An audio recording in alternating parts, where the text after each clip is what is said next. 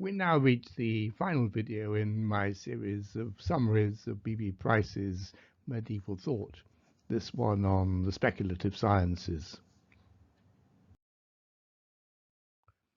So this is the end of chapter 8.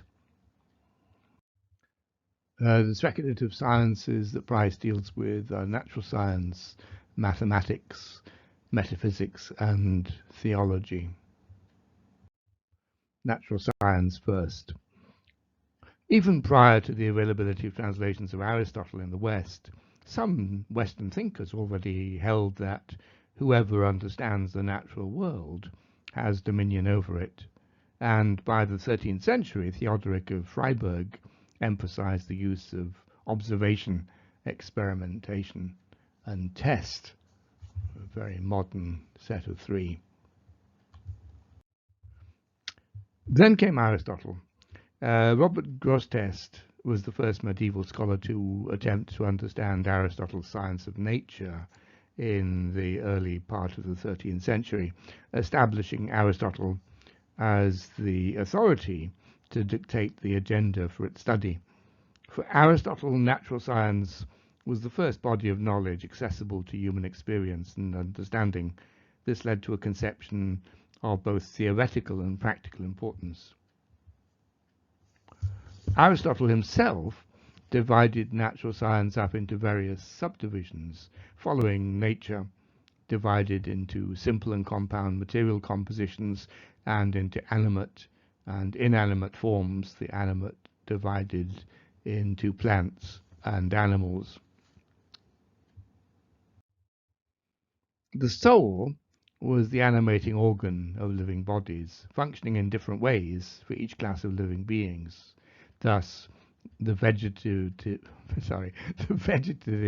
or nutritive soul in plants, animals, and humans, the sensitive soul in animals and humans, and the intellective or rational soul in humans alone. Natural change took place by motion, or by change in size, kind, or characteristics. Thus, there were subdivisions, subsciences of biology, botany, the study of motion, both natural and self-motivated and forced motions, the study of growth and decay, mineralogy, meteorology, geology, cosmology, and physics. These were all accepted by medieval scholars, who added merely the study of weights and optics. Aristotle thought that there should be no shortcomings, limitations, in the systematic study of nature, since scientific knowledge was based on the study of things that were universal and necessary. Science followed rational apprehension. For Grosseteste himself, investigation of nature contributed to a greater understanding of God.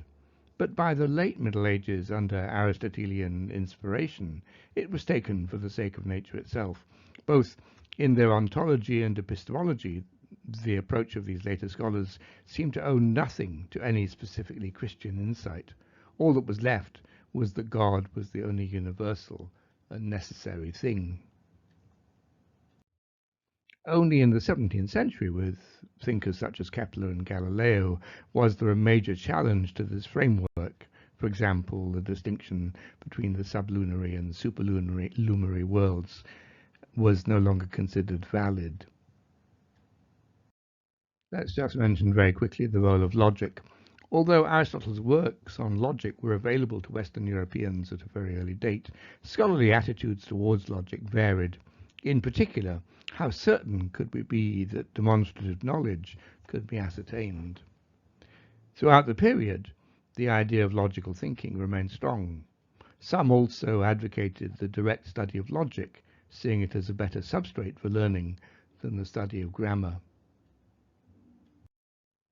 Mathematics. Like natural science, mathematics in the Middle Ages was both practical and theoretical. In the early Middle Ages, arithmetic and geometry were taught as part of the quadrivium in the basic liberal arts education, but their role in the curriculum remained relatively insignificant. This changed in the 12th century, As philosophy, rather than theology, increasingly dominated teaching, and newly translated mathematical texts began to be translated from Arabic and Greek.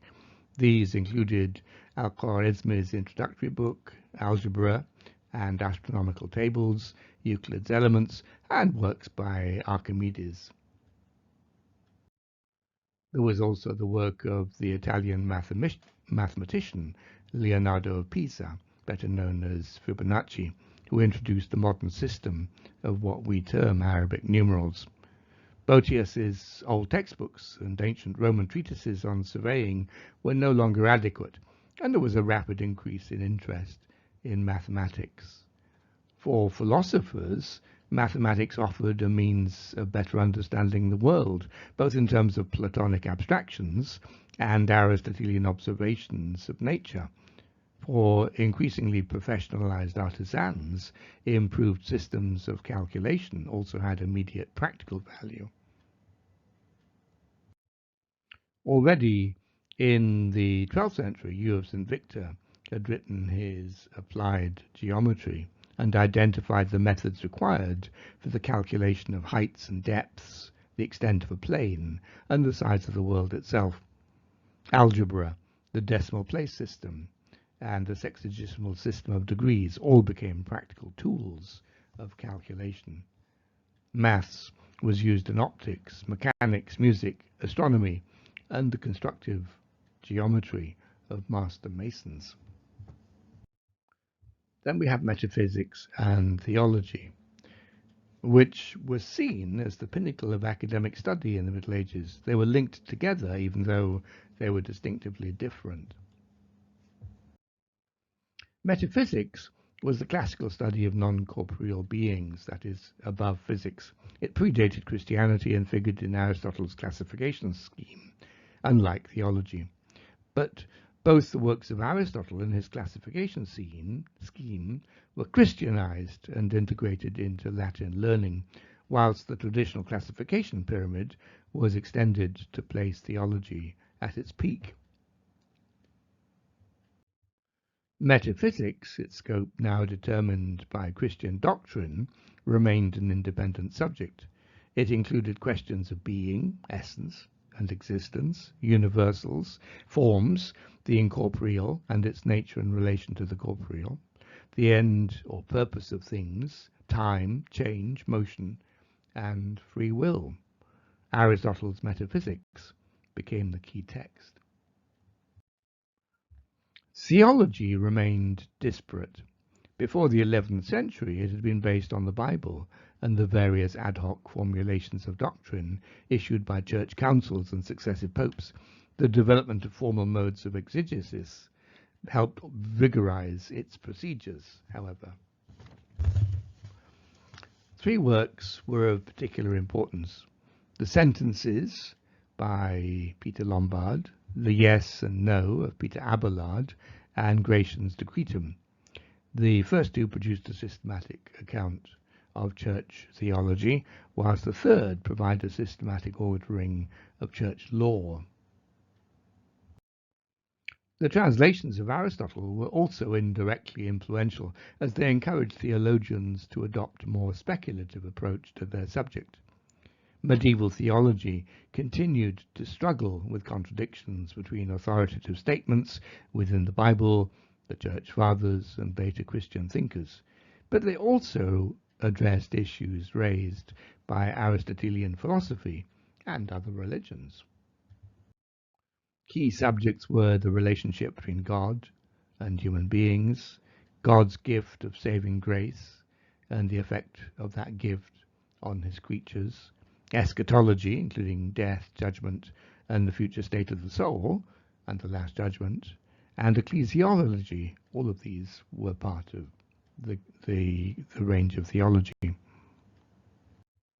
Significantly, there was a gap between the clergy and the laity, and abstract theological interpretations of aspects of Christian practice, including pilgrimage, confession, indulgences, and flagellation, had a repeatedly disruptive effect. Yet there was never any sense that religiously earnest laity might require their own forms of piety distinct from that of the clergy. The clergy sensed that there was lay alienation without understanding it. For example, Pope Boniface VIII in 1296 is quoted as saying, "Antiquity relates that laymen show a spirit of hostility towards the clergy, and it's clearly proved by the experience of the present time. Abstract lay notions of the true ecclesia eventually led to the separation of groups out of the Catholic Church in the Reformation." Finally, we have Price's conclusion. The first efforts of Christian intellectuality had been to unite and strengthen the fledgling group of Christians with their different beliefs into a cohesive church. Christian thought had also struggled to deal with the system of ideas derived from the classical liberal arts and philosophy. Long before the challenge of the enlarged Aristotelian corpus, it had adopted the reason, logic, and systematic approach found in these classical sources.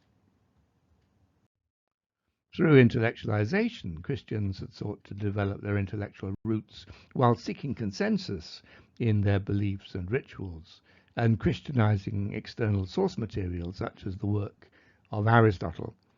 They sought adjustments to resolve the contradictions within the framework of knowledge they had accumulated. Ultimately, they failed, and the system they had constructed fell apart into the contending churches of the Reformation era. It can be argued that Christian intellectualizing had led to a divorce between thought and life. That's a quotation from Knowles. Significantly, those elements of medieval thought which continued strongly into the post-medieval Reformation and Renaissance periods were those which were least abstract: history, literature, painting, the classical arts of architecture, military engineering, and sculpture. So thank you for listening, and particular thanks to my patrons for their kind encouragement and support. You're very welcome to support my channel. Please do like, comment, and share the videos.